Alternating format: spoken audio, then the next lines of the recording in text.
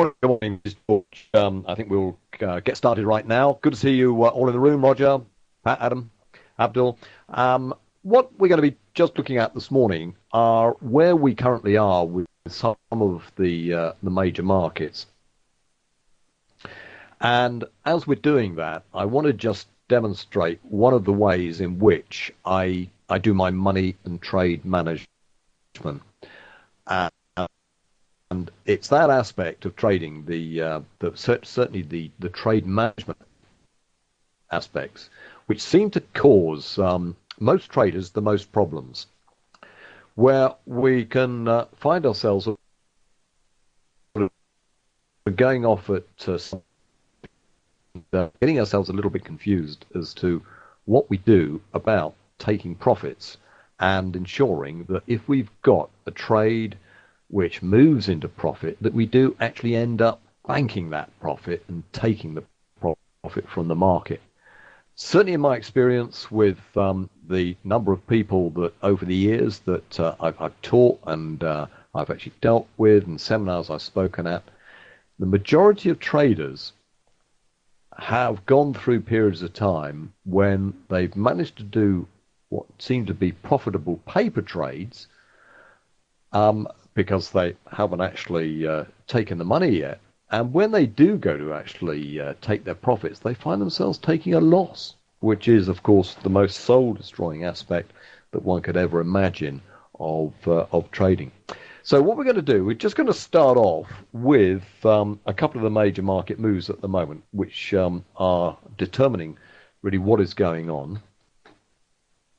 And we're going to do that by looking, first of all, at the dollar index. So here we go. We've got a chart of the dollar index. Now, what we've seen with the dollar index on this weekly chart is that we are in a trading range.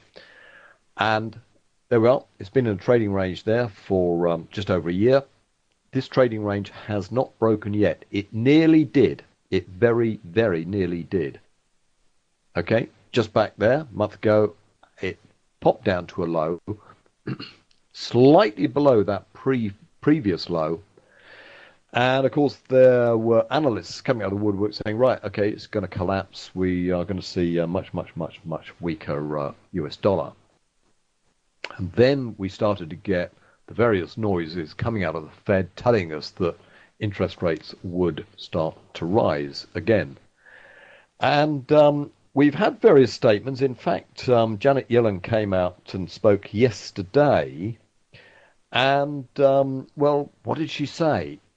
Well, her statement was very much on the lines that we're not entirely sure. We're probably not going to put up rates now because of the rather worrying, very poor non-farm payroll data from last Friday, but that we just might want to keep raising interest rates because we can't rely on just 1 month of data. Loosely translated, and this was translated to us, I think, by Bloomberg, of the probability of a rate rise in June. June the 15th is the next FOMC. And they have come up with a 2% probability of a rate rise in June. That is, June, of course, the 15th is just prior to the UK's referendum on the 23rd of June. So it would probably seem quite sensible that they wouldn't want to do anything immediately prior to that. But there is a 22% probability of a rate rise in July. So there we are. Still, Janet is just keeping us all guessing and attempting to not give too clear a signal for the market to break in either direction. If she were to have come straight out and said, look, you know, data is just absolutely rubbish, we are not going to increase rates, that's it, end of story, then of course this chart would have collapsed. And until it does collapse, there is still a possibility that we're going to get price actually moving up to the upper side of this trading range. But for the moment, we're on hold. And I guess that what we will be finding is that moving this out to the monthly, that if we get into towards the end of July and there has not been a rate increase, then it's very, very vulnerable indeed for the dollar to tumble right the way on back. So let's come back to the daily chart and just look at one or two technicals. Now, I tend to do various things, but I like to keep it as simple as possible. And by keeping it simple, then I'm using the basics of trend lines and channels. As you can see, I've got a couple of channels on here. The channels, we've got two channels because we had a little bit of a variation along the way. And I do very, very straightforward things in a definition of a trend. Now, we've actually got a downtrend here. We know it's a downtrend. It's clear, it's as plain as day, and it's been in a downtrend since the end of November. But is it actually trying to break the downtrend? Well, we got this low right the way down here in beginning of May, and since then, look at this. We've had a classic ABC move. We've had a zig zag zig against the major trend. And what I've been looking for is a breach of this red line. I've got two red lines, two horizontal red lines, and as you can see, they pick out these lower highs, and these are two significant lower highs. If price were to get through either one of these, well, first things first, then the chances are this downtrend will have changed. It hasn't done so. It did break through this light blue line, which is an intermediate lower high, but it broke through into then more or less the middle of this band between the red and the blue, and it did so with an ABC measured move. Not quite to the pit, but almost. And that told us to be ready for this to turn the corner and then come back. Another thing I just want to point out is that we got a divergence. Price goes higher, and my activity index goes lower. The activity index is just a very, very simple calculation. It's based on volume activity. So the more activity that there is on the upside, then we are going to find that the histogram is blue and it's moving up. As soon as that upside momentum starts to reverse and we then get more downside activity, it turns red. It's a dead simple indicator, and it works so often. And we just use it in conjunction with a swing trend, and it'll get us into and keep us in a trade for a period of time. And that's part of what I want to talk about today. But as you can see, we got the heads up as a result of price having gone through approximately a measured move on an ABC zig-zag zig, which is the typical move against an established downtrend. And we then get price action that rolls over, which was finally confirmed when it dropped below this blue line, which, as you can see, is a higher low, but it's the last higher low prior to this high. And our 20-minute extreme swing trader is based on what I've just been talking about right there. So we've had quite a good rundown so far. Now let's go and look at the euro, its alter ego.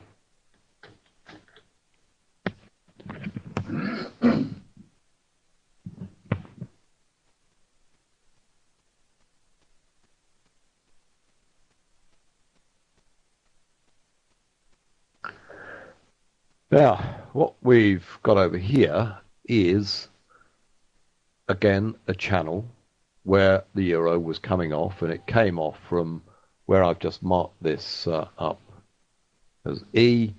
A shooting star kicked it off, and on down it went, and eventually it broke through. Look at that. We've got one of these blue horizontal lines picking out on this previous upswing. That is the last significant higher low prior to the high. Price goes on down through there, and it moved just a little bit further. Now, along the way, a couple of things I want to point out which helped us work out that this was a bottoming formation. First of all, the swing trend, which was red, red, red, red, red, and of course you don't necessarily need a swing trend. You can just use your pretty tight moving averages. It'll tell you the same. But price action then broke out of the channel, changed then the swing trend to green, and started to move up. So we could just eyeball it, and it was pretty obvious. At the same time, we start to get divergence coming in here on the activity index, showing us that negative momentum was turning into positive momentum. And so we had a buy down here as the red turned to green, as price started to move on back up. What also helped us a wee bit was just a little bit of wave analysis, and we can see that we've got a 5-wave move running on down. And 5-wave moves very, very often will result in something of a recovery. So we wait to see what is going to happen next. Now, let's just get on to the subject of money management. Now, money management, of course, is all important. Now, the money management that we adopt is to risk an absolute minimum of cash on any one individual trade. So that's number one.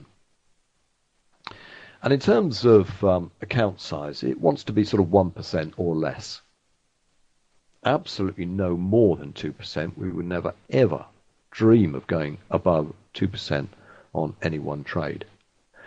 And depending upon where the technicals tell us that we can actually get in, we then look at the technicals to see where we would want to be out. So we could end up with a band, and that's going to be our initial risk. We then get takeoff, and if we were in this trade, having actually caught that amazing move there from Friday, what would we be doing right now? Well, on the one hand, we could be saying, oh, how clever we are, and look at this. It looks like it's going to, oh yes, it's bound to keep on moving. The momentum is going to be with this. It is moving on up.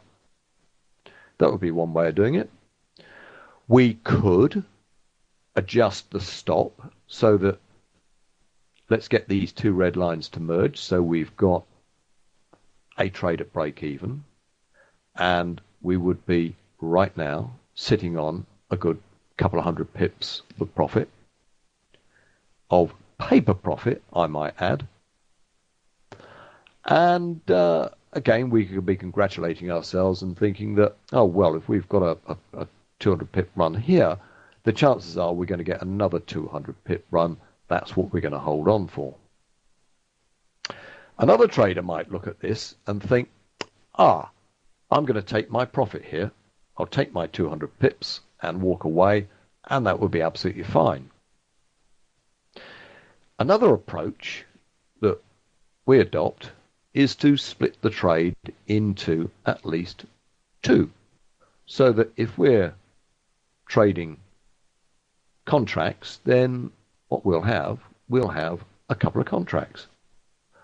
And what we do here, where there is a sign, as we had yesterday with this doji day, half profits. So we take those half profits and we merge these two red lines, bring stop the remaining is going to happen next. We've taken risk off entirely, and we've also tucked some profit away so that we are getting that overall trade at risk at all. We've actually taken our 200 pips, let's divide it by 2. We've taken 100 pips out of the and we are times 2 contracts out, and are quite happy just to sit and wait to see what happens next. Now, we do adjust that from time to time, and we will split a trade into 3s, but we will never ever just take one single trade and just keep our fingers crossed with the stop loss where it originally was and just hope that it's going to keep on going, because we never trust the markets at all, because the markets are unreliable where our money is concerned. We do not want to leave the market in charge of our own money. So that's our approach to money management, and over the years it stood us in very, very good stead. Now, I want to just go a tad further on this chart. Let's switch this out to the weekly, because overall we've got this sideways range. We've got quite a number of wide sideways ranges going on, and this is more or less the opposite of what we were looking at with the dollar index. And in terms of Elliott wave with patterns that this is, we look at whatever the main trend has been doing, and then we pick out the significant turning points that there have been. And as you can see, we've got zigzag, zigzag, zigzag, and we've got this series of points. So we've got an A, a B, a C, a D, and an E. We've got 5 points. And in Elliott wave theory, it tells us that at E, we are most likely then to get a significant reversal. And it has to be noted that the distance between E and A, just the vertical distance between them, is very, very, very close indeed. And that is very often going to be up around the 90% mark, pretty close to what harmonic traders will call the bat level. And that E is one of these spots at which we can actually take a short. Now, let's just consider the odd what if. What if we were now to look at this move where we've got a down move and an up move? Could this turn into an ABC? Right, so that would be the A move. That's going to be the C move, sorry, the B move to somewhere in this region. It might want to go higher. Let's just give it the possibility that it might want to go a little bit higher. And then the C move is going to take us down into the region of this previous low. Now that's one possibility. That's one possibility. So where we've actually taken our long on the daily chart, if this were to happen, then we need just to get ourselves out of that remaining trade and take some more profit out of it, and then look for our turning point on daily price action and take the short. Now, that's going to happen? Of course we don't. Haven't got a clue. That is just one scenario. What about the other scenario? The other scenario is that we don't see this move happening at all. So that can go. But what we might see is price moving up above E. And if it did that, it would mean that this entire wave is most likely going to be completely useless and negated.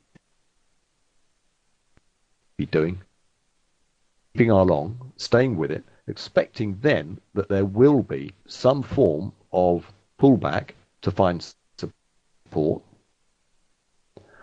and we would then expect to see some further upside move, which may then push us strongly higher.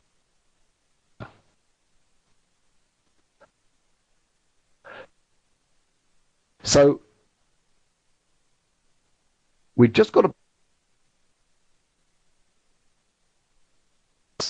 possibility, you know, into the XYZ, because we will never, ever know in advance. So there we are. A couple of scenarios then as to what just might happen to the euro and how we just need to keep our options well and truly open.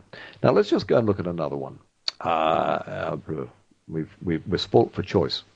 Well, let's first of all just look at the USD Swiss, because this is something of a mirror image of what we've just been looking at. And of course, the USD Swiss is so closely related to the dollar index that if we don't trade the dollar index as a futures, we can trade this as a forex pair and get more or less the same effect.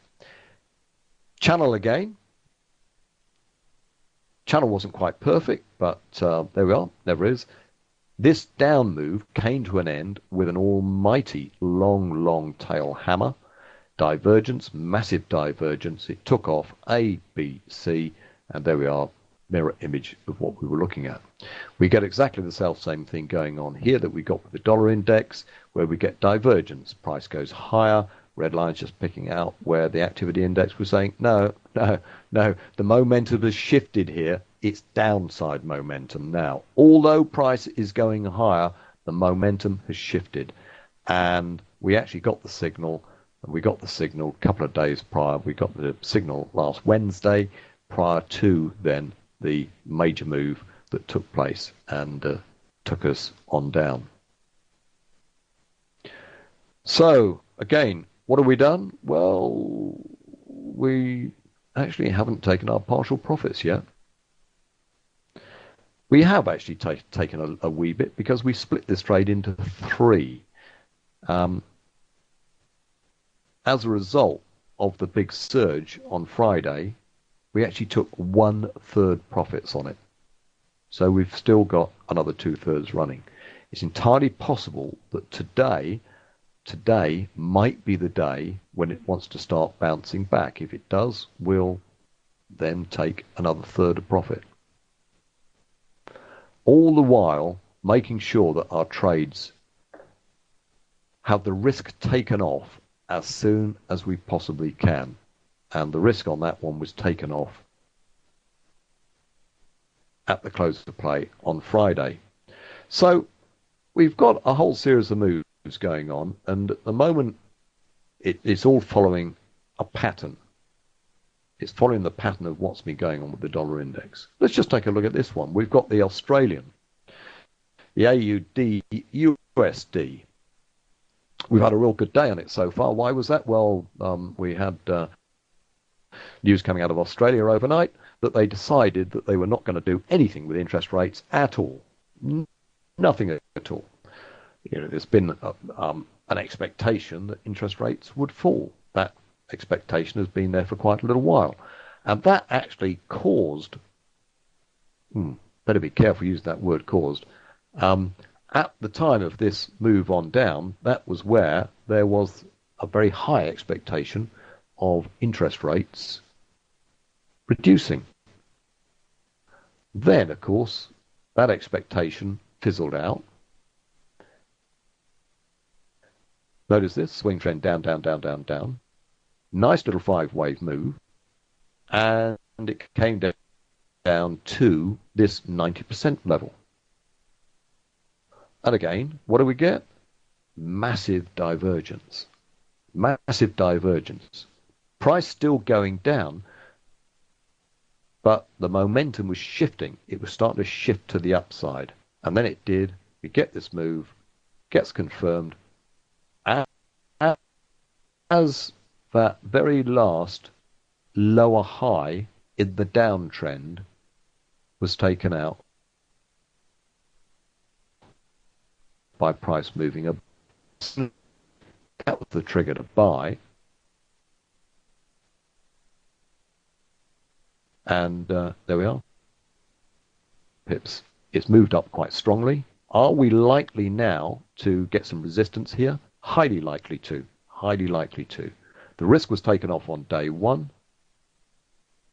And it's today that we are now just looking intraday to see what is going on here. And if we find on the lower time frames that we're starting to get a reversal coming in, coming right the way down to the 30-minute chart, as soon as this breaks on the 30-minute chart, we will be taking part profits. So that will keep intact the lion's share of the profits from this move so far. Now, if we just consider what very often happens with this sort of a pattern, where it's come down to a level, it's starting to move on back up.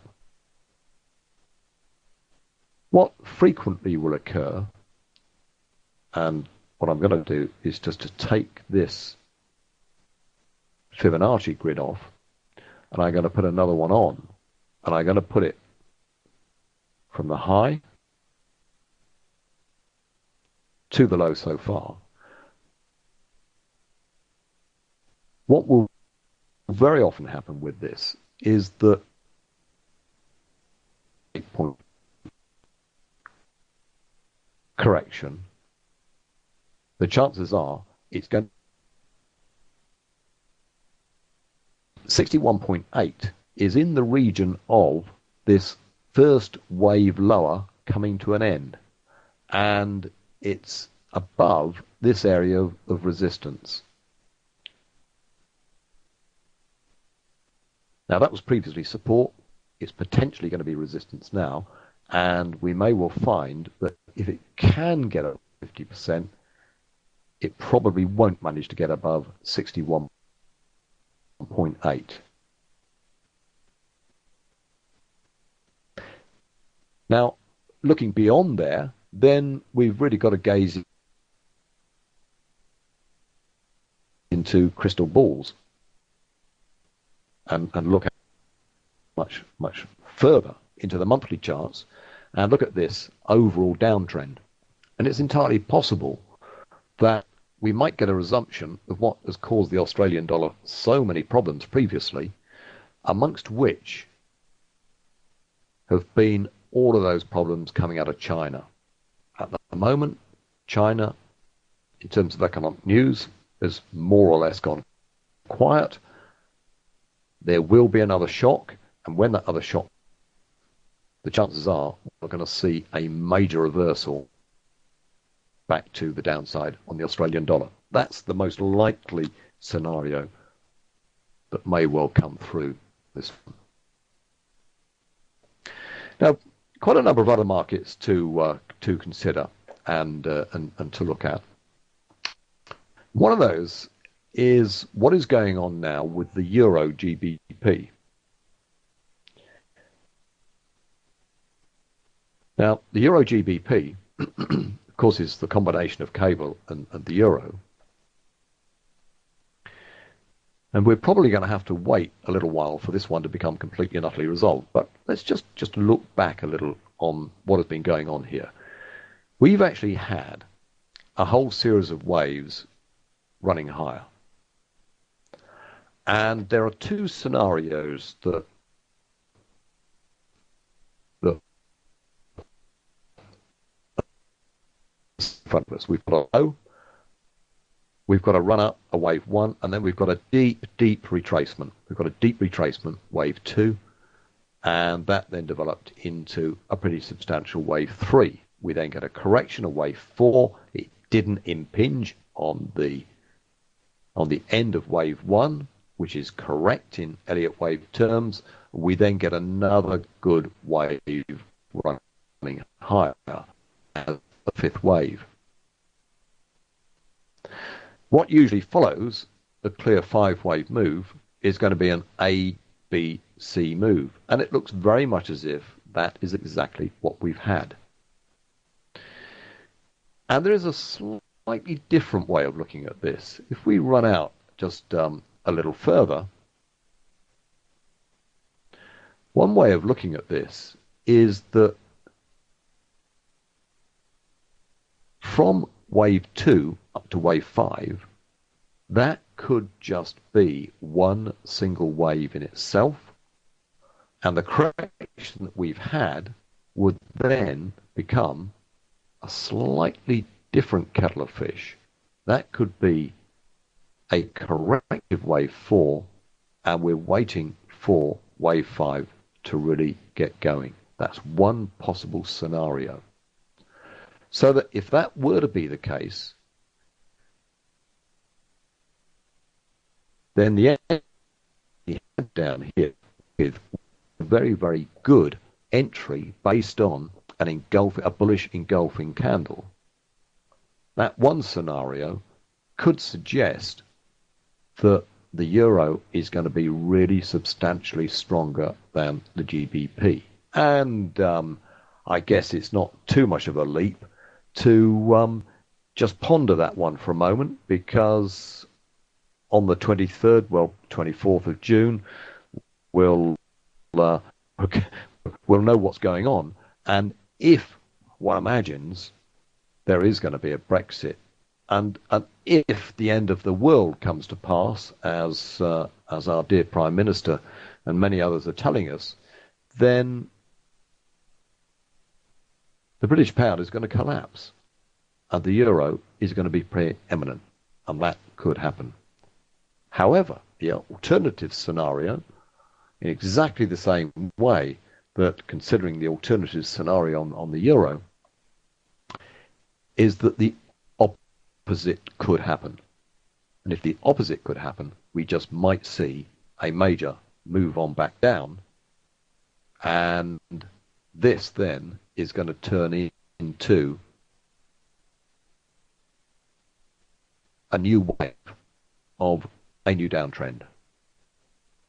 So one of the key levels I'm now looking for, and I can move this one because this was one of those entry points on the short that we took to get into the C move. Let's move that now to here. If, and it's a big if, price gets above here, then the chances are that that's what we're going to see. We're going to see scenario 1, which is the euro getting much, much, much, much stronger than the GBP. Now, good many other charts to consider and to look at.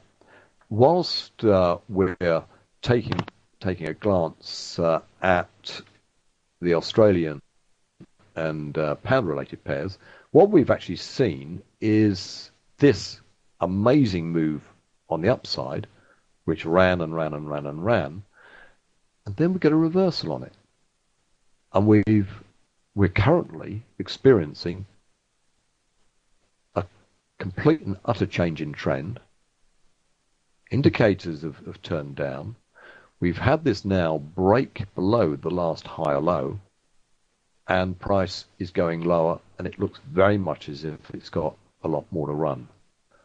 Pound against the AUD, longer term, is an excellent one to trade. It's a high ATR, and we've got a very similar thing going on here then with the euro against the Aussie. The one little fly in the ointment here was this hammer, and we're just now waiting to see how price action is going to react at this low. We're rather expecting there might want to be something of a rally, but the original signal came last night, and now just waiting to see if there's going to be something of a reaction here, suggesting that we should take partial profits, or indeed there might be a little reaction and it'll run lower, in which case we may well add back into our position. And all of that is with nothing more than just straightforward basic analysis without anything complicated at all. Now, let's just take a little look elsewhere. I'm not going to touch on the stock market today, but what I do want to just touch on are precious metals.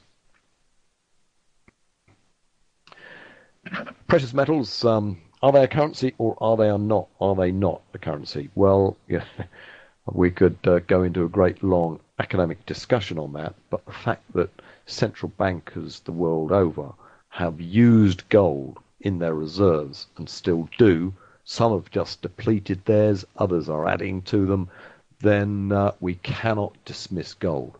And gold over a period of time is a measure of several things. It's a measure of inflation particularly, and expectations of inflation, as there was following the crash with the amount of QE which was going into the system. It was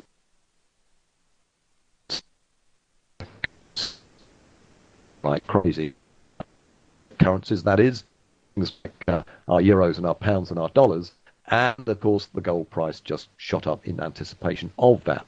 Well, we actually found that things stabilized, and we started to have the opposite of inflationary expectations. We had recessionary indications, and those recessionary indications have helped the gold price to come off quite considerably into a five-wave move. And lo and behold, a bit of basic technical analysis, this light blue line picks out, look at that, previous high. It's support resistance. We've got another support resistance line, which is the upper line there at 1300, fraction over 1300. If that breaks, then the chances are that we are on for a major upside move.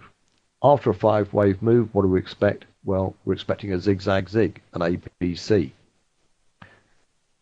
Looks like we've had the A, not quite sure if we've had the B completing yet, but if this does take off, then we should see a really good C move, which will have at least a couple of 100 points in it, and may well put us right the way up to the 1500 or so level initially. Now that could happen, but of course there's this battle going on at the moment. Are we going to be going into a period of massive inflation, or are we in a worldwide recession and depression? And that's the debate which is really going on with gold at the moment. We will probably end up with a bit of both. Stagflation, where we've got inflation, which we have on a good many things, with no growth, with zero growth, or even negative growth, which we probably have got. And that's why this market at the moment is not really taking off. It's looking as if there could be more on the downside. It's broken its channel. It's broken some intermediate lower highs. This is the most significant one that it shied away from there at 1300. And it looks very much that after we've had this move up, which on the longer term chart is an A move, we're looking for a B move, and this B move now needs to become a little ABC in itself. So it's looking more likely that we're going to get a correction which could run it right the way back down to certainly the 1200 level, maybe a little lower, whereupon it could well become an amazing buy. So price action is going to be all important, coming down to the daily chart, looking to see what's going to happen here. This is just looking very much like a top happening at the moment. If it can break through this low, then we should get a move which is going to run us down really quite nicely. It'll be a move that could well be running through around about the same vertical distance. Look at that, getting down to what, 1150, 40 region. And if we then get price action to turn the corner, that is going to be an amazing place to buy gold. And considering the gold-silver ratio, that is is really too high, and it's still suggesting that at some point silver will really get going, and in percentage terms it will way outstrip the percentage moves in gold. Then we're just really waiting now to see this red line get decisively broken to the upside. It's shied away from it. It's just shied away from it. We seem to be working through an ABC correction, and in order to try and keep a 5-wave count going, it's picked up support here just above 16.